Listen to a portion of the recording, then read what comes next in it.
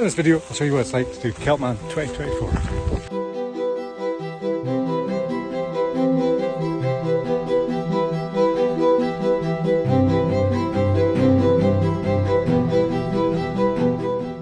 Day one of Celtman training, 6 months to go. Swim in the morning and bike ride in the afternoon. So been dead keen on the first day, but there's a long time to go. But hopefully the weather's going to be as good as this for the next 6 months, and not like it was yesterday when it was icy and I fell off and hit my head and it hurts. That was Andrew talking back in 2017. I think if you'd told either of us then that the video wouldn't come out till 2024, we wouldn't have believed you. A short history of Celtman for the both of us. So in 2017, Andrew recorded that video, but wasn't able to do the race because he got injured. In 2018, I got a place in Norseman, so we didn't do Celtman. In 2019, Andrew got a place in Celtman again, but unfortunately was injured, so he deferred his place to 2020. In 2020, we had COVID, so the race was cancelled and all places were deferred until 2021. In 2021, Andrew had a young baby and he tried to do some training but wasn't able to, so had to cancel his place for 21. In 2022, I got a place for Celtman and I was able to do the race. I've got a whole video about it, there's a link in the description you can go and watch.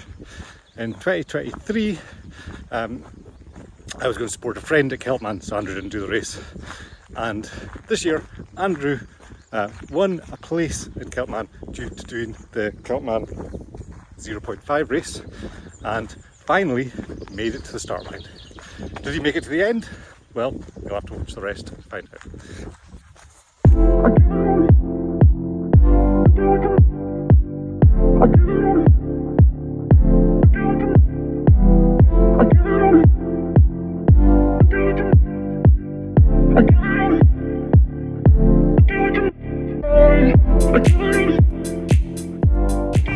The race is based in Tordon, which is in the northwest of Scotland, and is a stunning place to visit.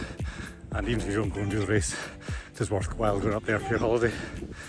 The event comprises, I think it's a 3.4 kilometre swim in jelly infested waters, which is usually very cold.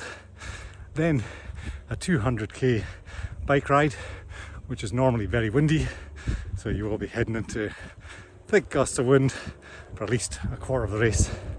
And finally, you either do a marathon over some Munro Mountains or you do the lower route, which is also difficult, which is also across trails, finally finishing in Torridon. The next task is to go and register in Torridon. This is quite a straightforward process. Just make sure that you have all of your kit with you. The bit most people seem to forget is either a compass or a whistle. After you've registered, you have to hang around for a while to go to the information session. This is one of the bits that sort of annoys me, that in this day and age they can't just record it and put it online and give you the option of watching it from wherever you're staying. Especially because the registration finishes at 2 o'clock and in our case our session was at 4 o'clock, so that's 2 hours we've got to hang around just to wait for it. Most people are staying far away from Torridon, so there's not really an option to go register, then come back to your accommodation, then go back to Torridon, then go back to your accommodation. So I think I would like to see them offer an online option. Welcome to Celtman 2024, the second briefing, where the jokes have already been done once. Lots of familiar faces and once.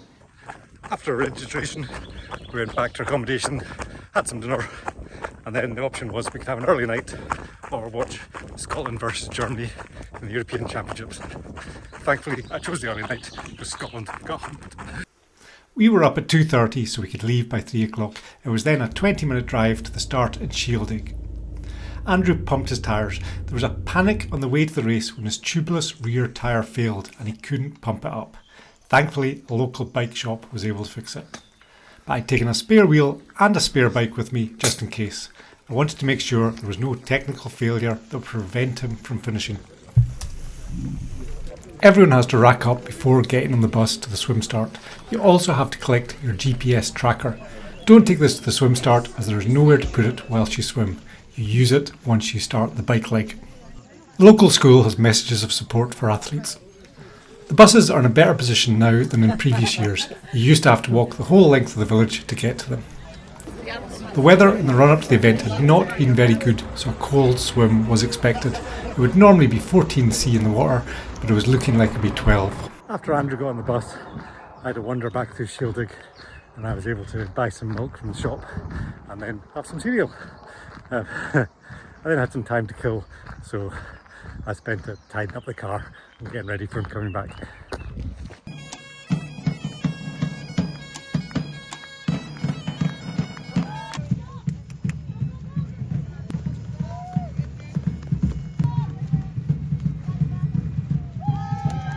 It was quite a pleasant morning with virtually no wind and not too cold.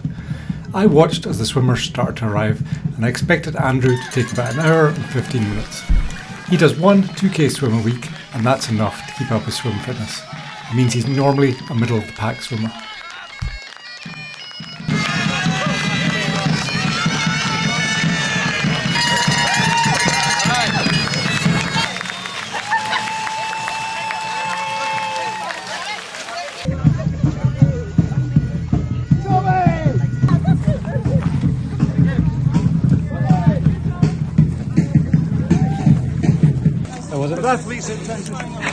It was actually quite warm when you went in the water first of all, probably about 14 or so. But then it got cooler as you went to the middle and got much colder coming into Shieldig. All it did was try and find someone's feet until they probably got annoyed with me touching their toes all the time, and then just kind of kept going. But it was flat calm, and it was fairly steady. A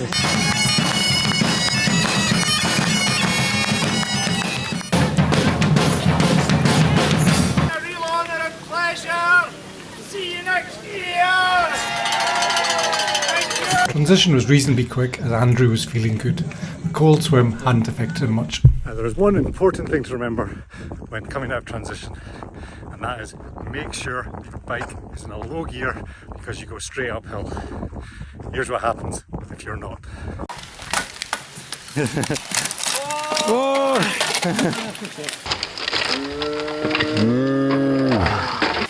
I told you low gear. Thankfully no harm was done, but Andrew was very embarrassed because just out of shot was the BBC's The Adventure Show crew, who hopefully didn't film any of it, otherwise we'll be across the nation. The first section of the bike ride takes you past the run section of Ben A. This is a single track road, so it can be very congested with all the riders and support cars all trying to get along. You aren't allowed to do any support in this section, although I did see one poor soul who needed help as he'd suffered a puncture. Hopefully he got sorted out.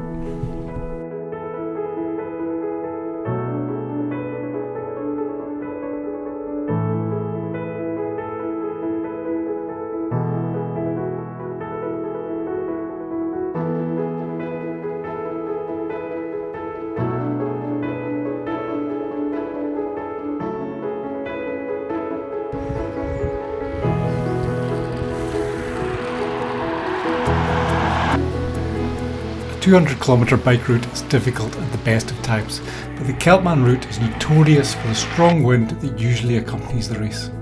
Cycling into a strong headwind for 20 plus miles at a time can be soul destroying.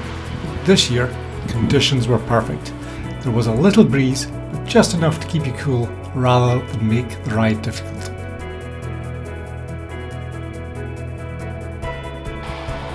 I just stopped every 10k, and if he needed anything, he'd stop and get it. And if he didn't, he'd just ride on.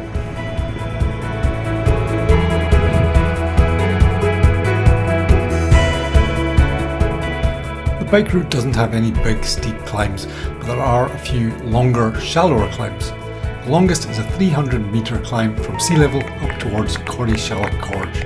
It's a beautiful climb, but keep an eye out for the waterfalls and the cliffs inside of the road. After this, there's a nice descent to the busiest road of the route, the A835. Last year, there was a brutal headwind. The year before, there was a tailwind. This year, there was nothing. That's Scotland for you.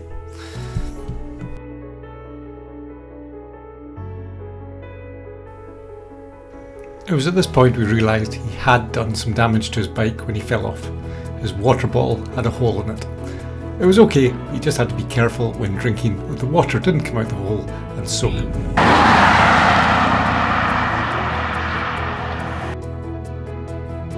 Andrew was making good progress on the bike. He even had time to check what was happening in the world by looking up BBC News. Andrew had one request for his nutrition. He wanted a cheese and ham sandwich for his run.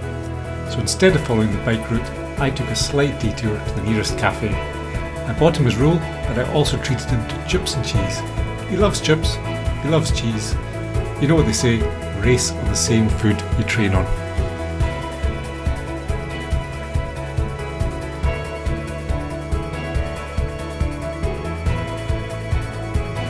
There was a new transition for the run this year, which means the bike ride is slightly longer, but it does mean cars can park right next to where the athletes are getting changed, which saves a lot of bother because you used to have to walk quite a distance to go and be able to do anything.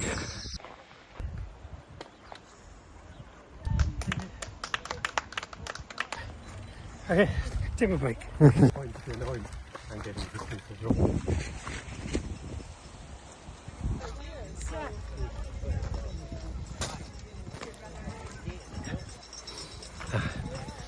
Okay, well, that's one done, two done.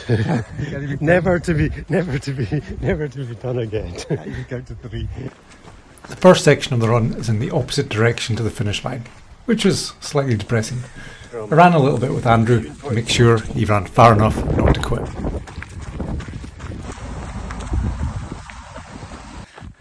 I left Andrew at Kinlochew and headed back to the transition area.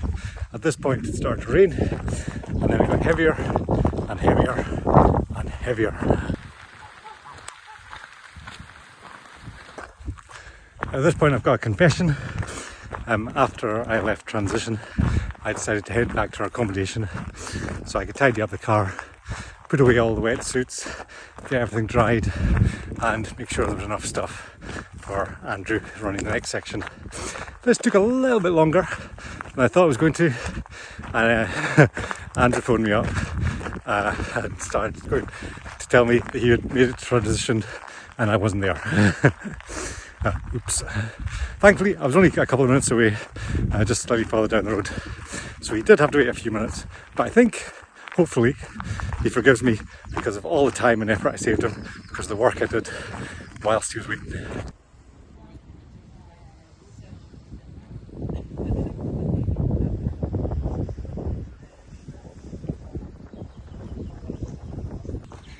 Andrew's plan for the race was always to swim well, bike well, do the first section of the run well, and then stop and walk the rest.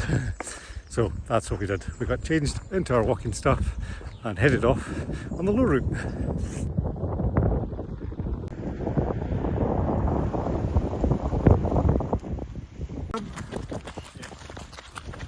Once the road section's done, you turn up onto the low route. Now, just because it's called the low route doesn't mean it's the easy route. Depending on the weather, it can be pretty tricky. When I did it 2 years ago, the route was very slippy, very wet, very cold and very windy. This year though, we really did luck out with the weather. As you'll see as the footage goes on, we had some quite spectacular views. After transition 2B, there is a short climb up to the valley between Benet and Liach, which is as difficult to climb as it is to pronounce. Andrew chose to use poles for this section, not because it was technical, but because he was a little bit tired. He says it was a big help. Once we got to the top, he had a picnic, the cheese and ham roll, which had been his only request for the day. It was delicious. The last time I did this route, the weather was horrific. The paths were wet and slippy. This time the paths were dry and it was actually a beautiful evening for a walk. There wasn't even any midges to bother us. Whilst we walk, I'll answer some common questions. Where is the best place to stay? Anywhere within 45 minutes of Shieldaig is fine. Don't panic if you don't get accommodation straight away. Keep an eye on the Celtman accommodation page in Facebook. There's lots of cancellations as the event date gets closer. Should you use a TT bike or road bike? I'd use a TT bike, but a road bike with tri-bars will be fine. What is the run like between T2A and T2B? It's harder than you think.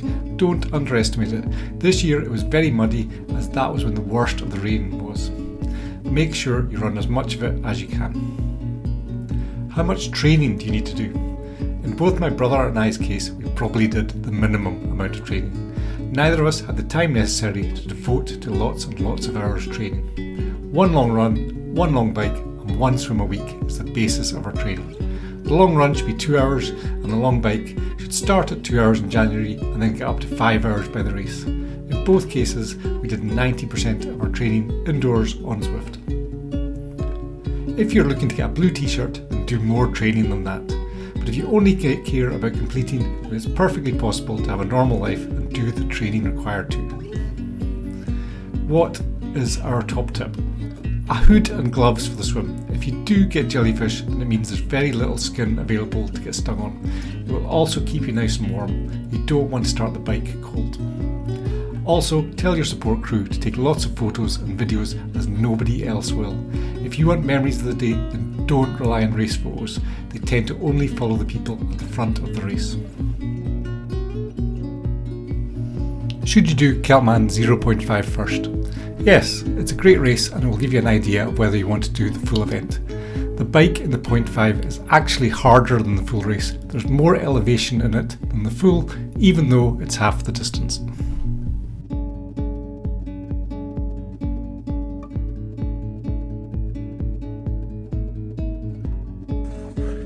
There is one change to the course over previous years. Once you come off the mountain path, you used to turn left and follow the road all the way back to Tordon. Now you go straight on and into a little trail section, which is nice. We've got some nice views of a wee waterfall, and then down to the shorefront, which is a better view than walking along the road.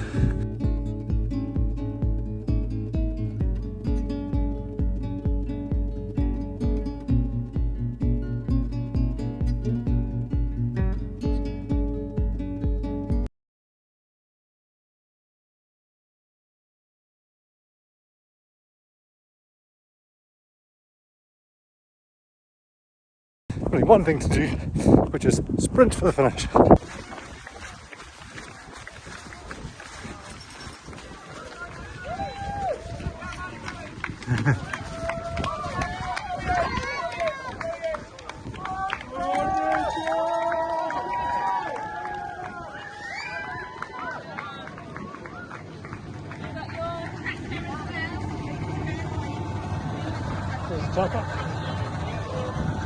Oh, it's daylight. After the race, we headed into the hall to go and get a bite to eat.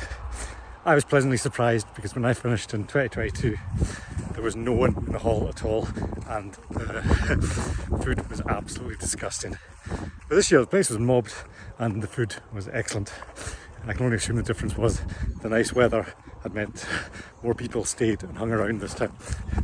If you enjoyed it, then click subscribe and do all of that YouTube nonsense.